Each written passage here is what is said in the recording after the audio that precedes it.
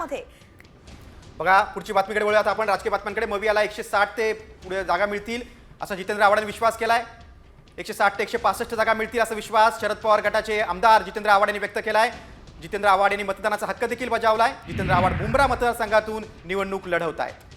हे दृश्य आपण पाहतोय, मुंब्र्यामधून त्यांनी आपल्या मतदानाचा हक्क जेव्हा बजावला त्यावेळी त्यांनी सगळ्यांना विजयाचा विश्वास सुद्धा व्यक्त केलेला आहे आणि या ठिकाणी त्यांनी आपला मतदानाचा हक्क बजावलाय। हा तुमच्या हातात डॉक्टर बाबासाहेब आंबेडकरांनी दिलेलं शस्त्र आहे, त्या शस्त्राचा वापर झाला पाहिजे। त्याच्याने लोकशाही मजबूत होते आणि लोकशाही मजबूत करण्यासाठी प्रत्येक माणसाने मतदान करावं। तर तुमचा सर्वात मोठा अधिकार आहे, कुठल्याही अधिकारापेक्षा मतदानाचा अधिकार हा सर्वात मोठा आहे।